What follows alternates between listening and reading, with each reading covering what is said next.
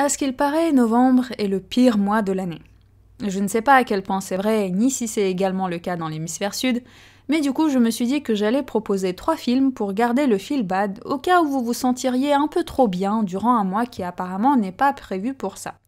Donc sans aucune transition parce que je sais pas en faire depuis le lycée, on va commencer par El laberinto del fauno de Guillermo del Toro, ou en français Le labyrinthe de Pan. Oui, Pan c'est un peu moins classe que Fauno, et en plus le réalisateur a bien dit que son Fauno n'avait aucun lien avec la divinité Pan, mais bon, la France et la traduction des titres de films, c'est un mélange bizarre, et c'est pas le sujet ici. Donc c'est l'histoire d'Ophélia qui, avec sa mère très enceinte et malade, va vivre à la campagne chez son beau-père, le capitaine Vidal, occupé à zigouiller la guérilla antifranquiste en attendant impatiemment la naissance de son fils. Pour ne pas rester confinée dans la même baraque que Vidal, Ophélia va se promener dans les alentours et entre dans un labyrinthe où elle découvre un faune qui lui révèle qu'elle est, comme par hasard, la princesse du royaume souterrain et que pour y revenir, elle doit réussir 3 épreuves. Du coup, dans le film, pendant qu'elle fait ces 3 épreuves, il y a de la pluie, de la boue, de la cruauté, de la peur et des morts. Bref, le film a tout ce qu'il faut pour vous donner le seum, mais il est tellement bien fait qu'il y a de fortes chances que vous l'aimiez quand même. Sans plus de transition, on passe au deuxième film qui est I Am Legend de Francis Lawrence.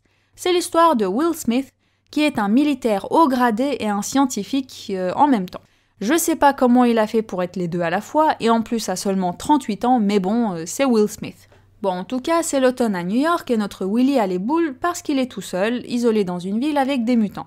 En effet, Emma Thompson, une scientifique anglaise, parce que le problème ne vient jamais des States, a mis au point un médoc qui guérit du cancer. Sauf que 3 ans plus tard, ça s'est dégénéré en pandémie qui transforme les humains en mutants. En vrai, les mutants, ils sont ultra pétés et ont des capacités surhumaines, c'est juste qu'ils ne supportent pas le soleil. Will Smith, en bon scientifique, cherche à fabriquer un antidote à partir de son sang, parce qu'il s'avère en plus qu'il fait partie des rares immunisés contre tout ce bordel. Et pour faire ses recherches, il kidnappe une femelle mutante. Sauf que c'est la meuf d'un mutant ultra vénère qui débarque dans la maison de Will pour lui péter la gueule et récupérer sa dulcinée. Fin de l'histoire. Alors, il est vrai que le film se termine sur une note positive quand les États-Unis sauvent comme toujours le monde. Mais ça ne dure qu'1 minute, ne vous en faites pas.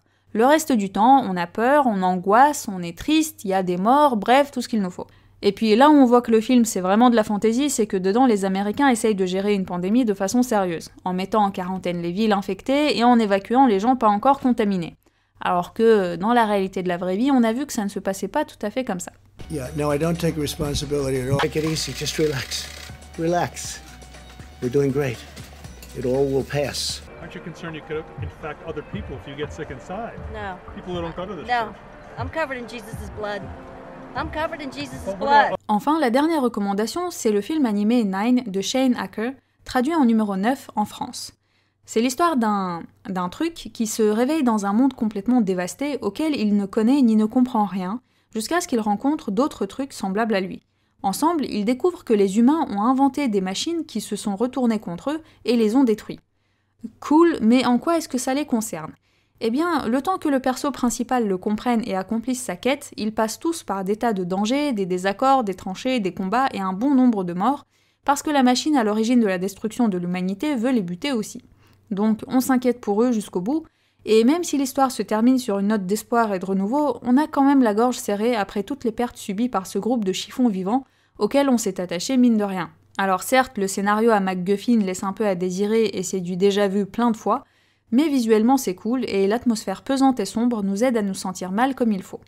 Voilà, c'est la fin de mes recommandations, j'espère que vous aurez bien les boules en regardant tout ça, histoire de rendre hommage au mois de novembre comme il se doit, et si jamais vous n'êtes pas satisfait par la liste, je vous ajoute un petit bonus du nom de Prisoners, qui raconte l'histoire d'un papa qui kidnappe et torture celui qu'il soupçonne d'avoir kidnappé sa fille, pour qu'il lui avoue enfin le lieu où il a planqué son petit bout de chou. Bon visionnage à tous!